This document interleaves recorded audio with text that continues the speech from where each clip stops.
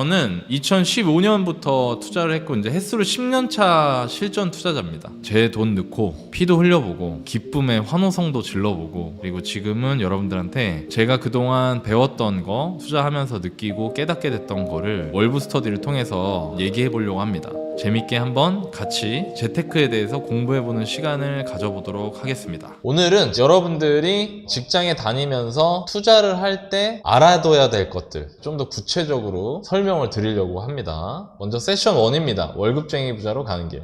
우리가 사는 세상을 알아야 돼요. 우리가 사는 세상이 이렇습니다. 작년보다 더 가난해졌다. 버는 것보다 나가는 게 더 늘어났다. 부모보다 가난한 세대. 가난 대물림하기 싫어서 애를 안 낳는다. 우리가 사는 세상을 보고 있으면 이렇게 뭔가 암울한 느낌이 든단 말이에요. 그죠? 왜 그럴까 도대체? 사는 게 팍팍하고 힘들어진다고 느끼는 가장 첫 번째 이유를 먼저 말씀드릴게요. 2013년은 2012년 대비 4.5%의 임금이 올랐어요. 1년 동안 꽤 많이 올랐죠? 근데 물가는 1.3% 올랐어요.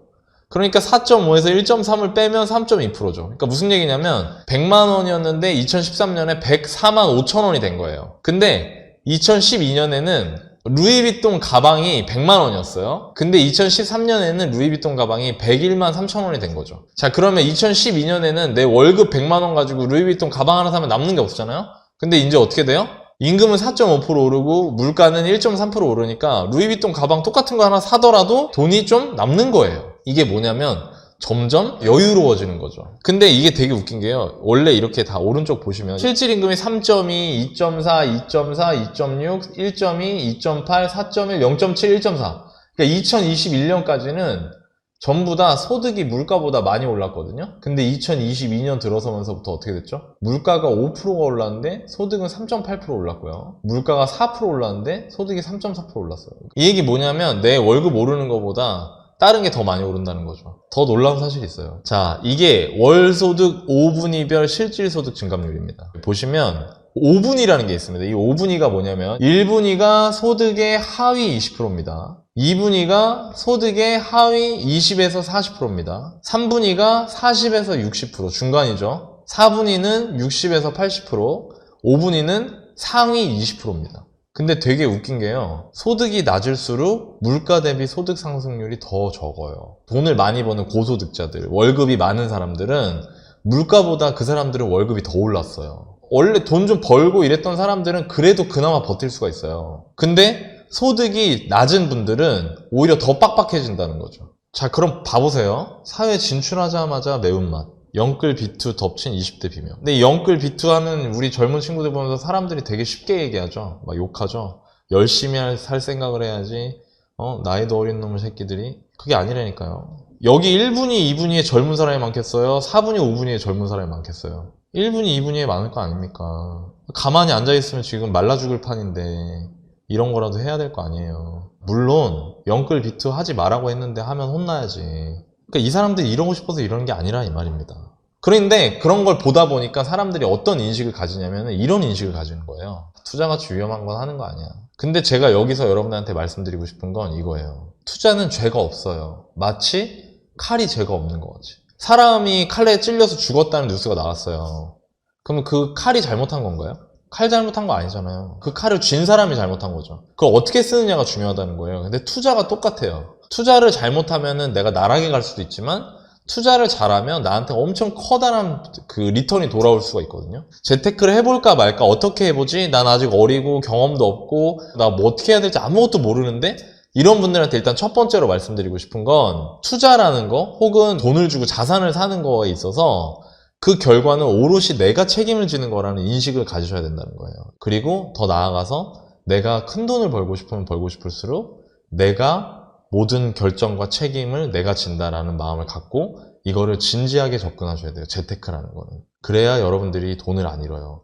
주식이고 부동산이고 뭐고 나발이고 떠나서. 자, 그러면 이제 이 마인드를 베이스에 깔고 월급쟁이 부자가 되기 위해서 여러분들이 맨 처음에 해야 되는 거, 나 아무것도 모르는데 해야 되는 거를 저하고 같이 해보는 거예요, 오늘. 그게 뭐냐? 4가지가 있습니다. 첫 번째, 여러분들 자신을 알아야 돼요. 여러분들 스스로가 어떤 욕망을 가지고 있고 그 욕망을 현실로 바꾸기 위해서 어느 정도의 인풋과 노력이 필요한지 이런 걸 전혀 몰라요. 그러니까 되게 위험해 보이는 거예요. 제 입장에서는.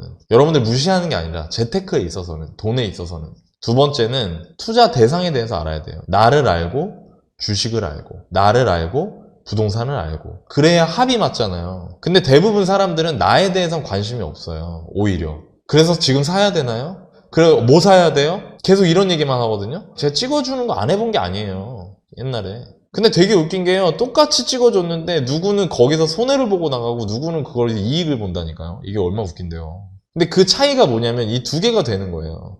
나를 알고 투자 대상을 알고 부동산을 골랐다. 그러면 부동산 투자로 내가 돈을 어떻게 버는지를 보여드릴 거예요. 여러분들 머릿속에는 그런 거 있잖아요. 사서 팔아서 차익이 남는다. 돈 벌었다. 이거죠? 근데 그게 아니에요. 제가 그런 걸 알려드릴 거예요. 이따가.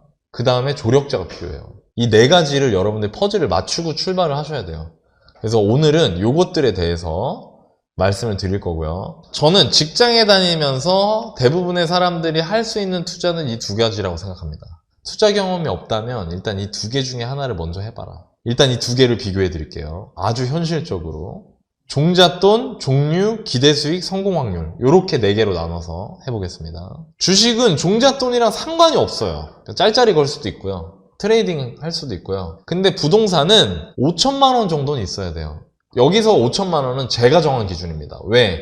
5천만 원 정도는 있어야 가치가 있는 부동산을 매수할 수 있기 때문에 현재 시장에서. 종류, 가치 투자, 배당 투자, 트레이딩, 뭐 수익 매매, 뭐 별의별 거 다 있습니다. 여러 가지 종류가 있는데 중요한 건 이 중에 여러분들이 결국에 하나를 택해야 된다는 거죠. 여러분들은 직장 다니니까, 시간이 없으니까. 자, 기대 수익은 주식은 100억 이상 갈 수 있습니다. 근데 부동산은요 10억 이상이 많아요. 대신 성공 확률이 주식이 5%. 여러분들 이 퍼센트가 맞다 틀리다가 중요한 게 아니고요. 주식은 기대 수익은 높게 볼 수 있지만 확률이 낮고요. 부동산은 기대 수익은 좀 낮게 볼 수 있지만 확률이 높아요. 그러면 이제부터 투자를 통해서 어떻게 돈을 벌게 되는지 그 과정을 제가 미리 여러분들한테 그려드릴게요. 직장인 너나이가 아파트 투자한 이유.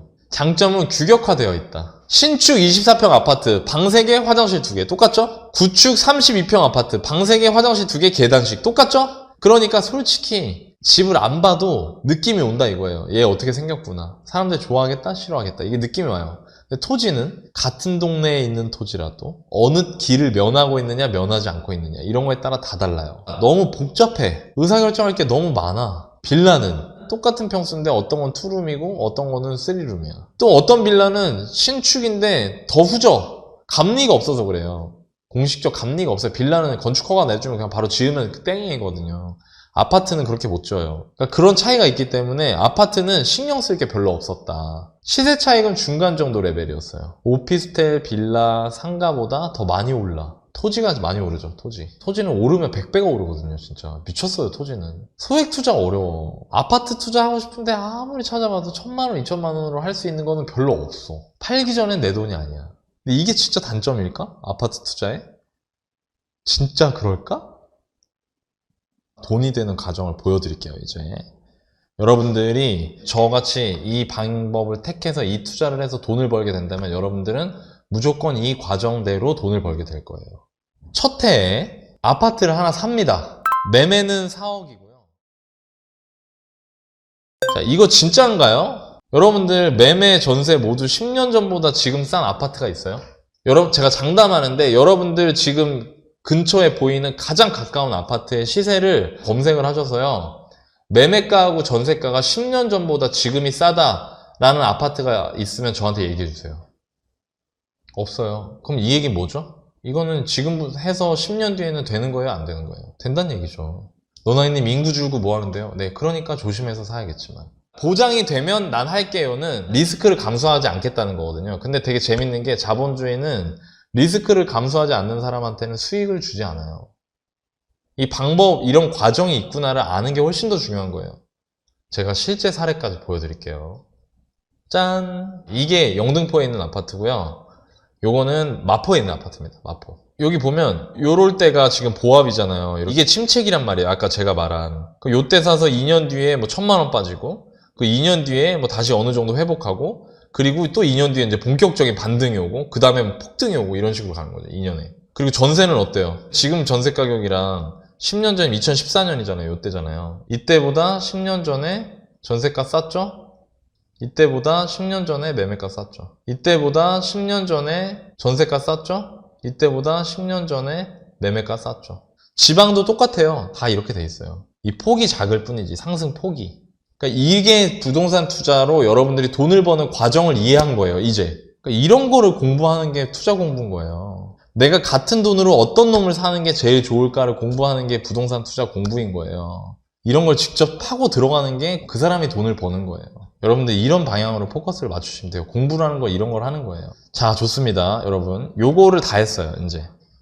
요걸 다 했고요. 아까 우리가 말씀드린